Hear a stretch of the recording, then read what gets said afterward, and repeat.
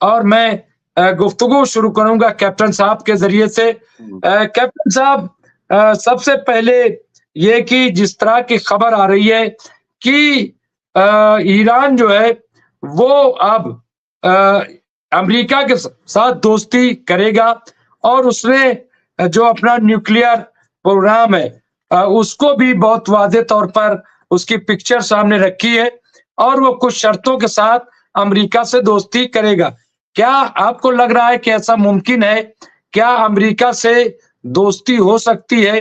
क्या और अमेरिका से दोस्ती होगी तो चीन का जो मामला है, रूस का जो मामला है, हाँ? या और जो सारे जो मिडिल ईस्ट में जो एक खाप बन रहा था, वो कैसे इसको देखते हैं?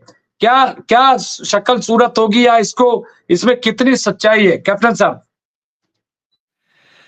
डॉक्टर रिज़वी, ये याद करना पड़ेगा कि माहौल 1979 के पहले क्या था।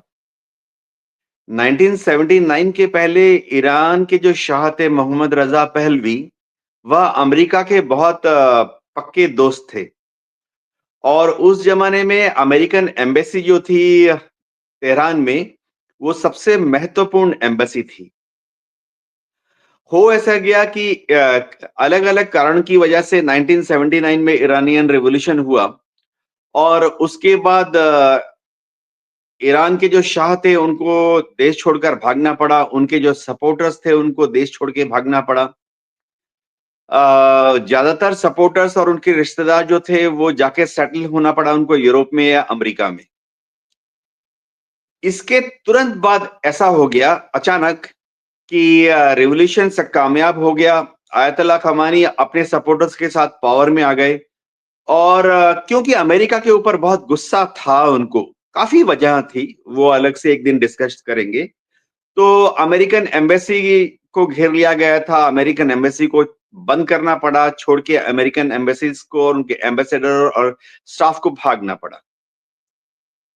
तो जैसे ही ये घटना हुई अ, कि अमेरिकन एम्बेसी स्टाफ सबको भागना पड़ा, तो अमेरिका ने भी अ, अपनी तरफ से ईरान के ऊपर एक के बाद एक बंदिशें लगानी शुरू कर दी। 1979 के पहले वहां पर जितने कच्चे तेल के कुएं थे, तेल को साफ करने के कारखाने थे, सब अमेरिका की मदद से चलते थे। अमेरिका का ही इन्वेस्टमेंट था, अमेरिका की ही टेक्नोलॉजी थे। ज्यादातर बड़े-बड़े एडमिनिस्ट्रेटर या इंजीनियर अमेरिका के थे। अब 79 में जब रिवॉल्यूशन के बाद खमेनी सरकार वहां पर आई, तो जाहिर बात है कि उनके उनका अमेरिका के ऊपर बहुत गुस्सा था। तो ये गुस्सा जो है ये अलग-अलग तरह का से अपने को दिखा रहा था। अमेरिकन एम्बेसडर को भगा दिया गया, एम्बेसी बंद कर दी गई। अमेरिकन नागरिक जो दूसरी जगह भी थे, उनको भी देश छोड़ना पड़ा। अमेरिका को इसका जवाब कैसे दें समझ में नहीं आ रहा था क्योंकि मात्र कुछ समय पहले तक 1979 तक अमेरिका और ईरान बहुत पक्के दोस्त थे। तो जब अमेरिका की एडमिनिस्ट्रेशन अलग-अलग प्रेसिडेंट्स के नीचे बैठी, चाहे रिपब्लिकन हो, डेमोक्रेट हो, 1979, 80, 81, 82 के बाद कुछ माहौल ऐसा चला कि दबाव डालने के लिए ईरान के ऊपर अमेरिका ने सैंक्शन लगाने शुरू कर दिए। अब देखिए ये याद करना पड़ेगा कि उस जमाने में ईरान इज़राइल का दुश्मन नहीं था।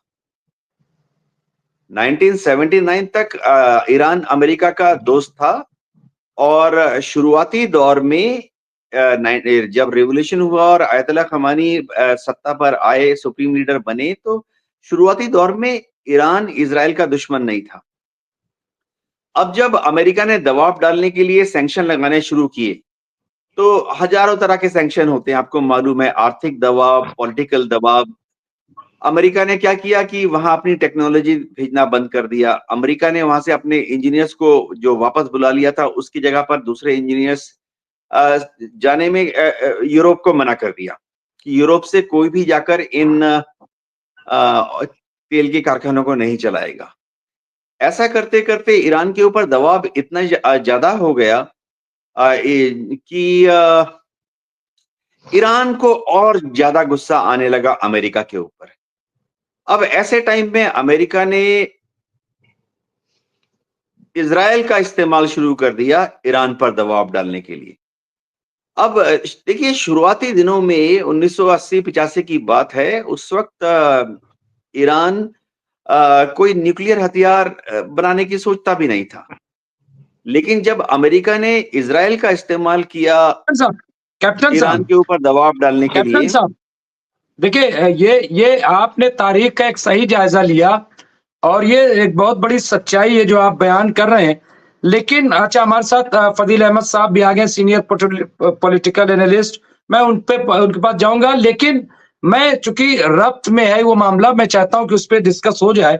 लेकिन देखिए, उस वक्त का जो मुल्क था और आज का जो मुल्क ईरान है, उसमें बहुत फर्क आ गया, जिसकी तरफ खुद डोनाल्ड ट्रंप ने इशारा किया था।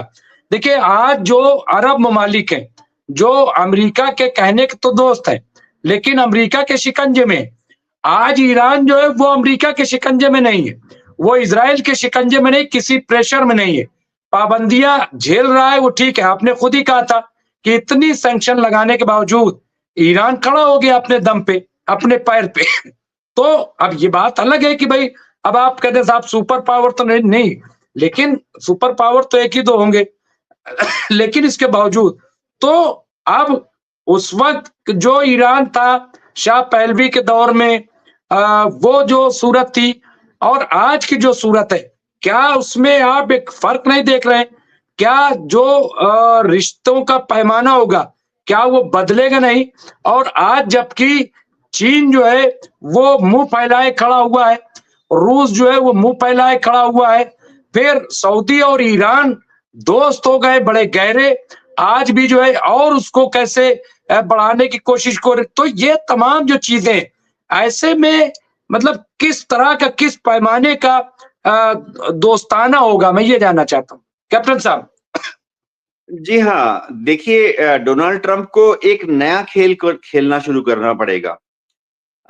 डोनाल्ड ट्रंप जो हैं वो डेफिनेटली चाहेंगे कि दुनिया में ईरान के साथ वही व्यवहार किया जाए जो कि अमेरिका दुनिया के दूसरे दोस्त मुल्कों के साथ करना चाहता है। अब इसे पुराने जमाने में, पुराने पॉलिटिकल साइंस में बोलते थे स्फीयर ऑफ इन्फ्लुएंस, कि आप दुनिया के दूसरे देशों से दोस्ताना रिश्ता बढ़ाएं और उनको अपनी तरह बना लें। तो अमेरिका चाहेगा, डोनाल्ड ट्रंप चाहेंगे कि ईरान के साथ दोस्ताना रिलेशन बढ़ाए जाएं और आस्ते आस्ते ईरान को अपनी तरह कर लें। इसके लिए पहले तो अमेरिका को समझना पड़ेगा कि ईरान क्या चाहता है। पहली चीज है कि ईरान नाराज क्यों है। ईरान नाराज ही इसलिए है, 3 वजह। एक तो अमेरिका ने पिछले 40 साल में ईरान के ऊपर 4000 से ज्यादा, करीबन 4500 रेस्ट्रिक्शंस, प्रतिबंध लगाए हैं। तो ईरान नाराज है। ईरान चाहता है कि अमेरिका आस्ते आस्ते इन रेस्ट्रिक्शंस को हटा दे। मेरे ख्याल से डोनाल्ड ट्रंप का एडमिनिस्ट्रेशन इस चीज को सोचेगा और आस्ते आस्ते इन रेस्ट्रिक्शंस को हटाना शुरू करेगा, कम कर देगा।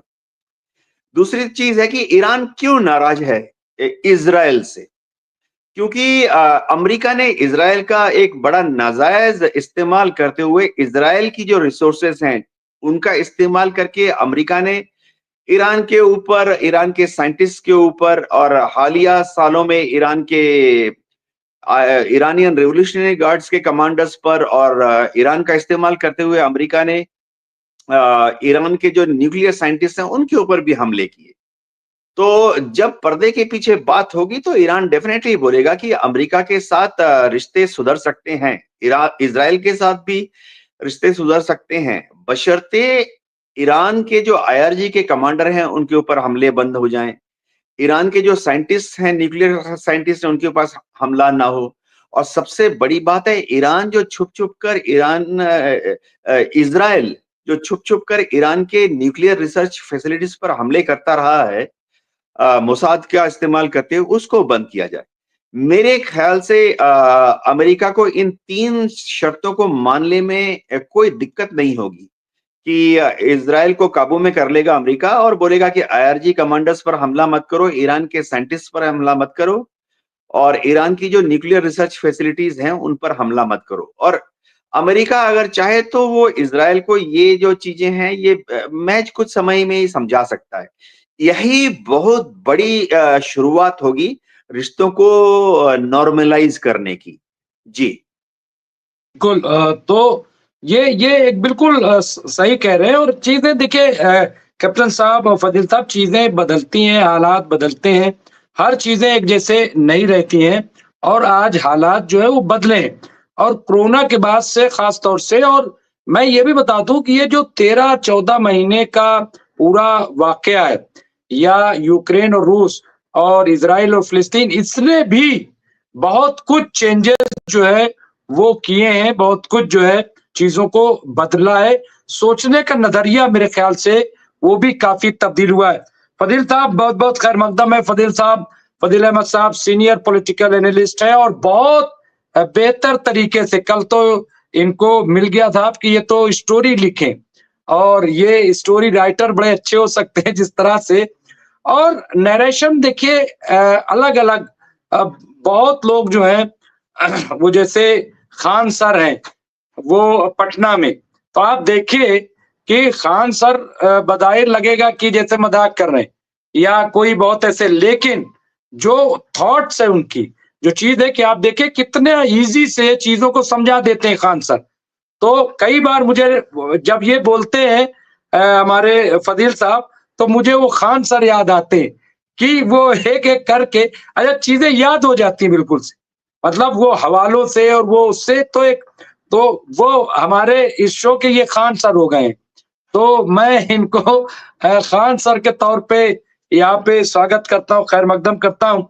फ़ज़ील साहब मैं वैसे कैप्टन साहब आपसे भी मैं अपडेट अगर कुछ आप ले आए हों, तो वो भी अगर कुछ दे दें आपके एतबार से, फिर मैं सोच रहा हूँ फ़ज़ील साहब से भी अपडेट लेकर के और जो इज़राइली फ़ौज पर खुद यहूदियों ने जो आज हमला किया है, उस पर फिर मैं चर्चा करूँगा। कैप्टन साहब आप अगर अपडेट हो जो भी है, तो मैं उसको फिर उसके बाद आगे बढ़ूँ। जी। देखिए अमेरिका की बात कर रहा था। अमेरिका और ईरान के रिश्ते सुधरेंगे, क्यों नहीं सुधरेंगे? इसका सबसे बड़ा आज एक और एग्ज़ाम्पल आ गया है। वियतनाम जो कि किसी वक़्त अमेरिका के साथ 10 साल तक लड़ाई कर चुका था, आज खबर आई है कि वियतनाम और अमेरिका की दोस्ती अब अच्छी होते-होते इस कदर अच्छी हो गई है कि वियतनाम अमेरिका से F-16 फाइटर विमान खरीदने जा रहा है। तो इससे बड़ा कोई नमूना नहीं हो सकता। अगर वियतनाम जैसा देश जो कि अमेरिका का घोर विरोधी था, जिसने इतनी जंग लड़ी, जिसमें लाखों वियतनामीज़ मारे गए। अगर वियतनाम अमेरिका का अच्छा दोस्त होते-होते पिछले 20 साल, 10 साल में इस कगार पर पहुँच गया कि अमेरिका से F-16 खरीदने की कॉन्ट्रैक्ट साइन कर रहा है, तो कोई वजह नहीं है कि अमेरिका क्या ईरान के साथ भी संबंध आस्ते-आस्ते सुधर कर अगले 10 या 20 साल में इतना शानदार हो जाए कि शायद दुनिया हैरान रह जाए कि क्या हो गया अमेरिका को, क्या हो गया ईरान को, दोनों इतने अच्छे दोस्त कैसे बन गए? ऐसा होगा और डोनाल्ड ट्रंप कर पाएंगे। जी।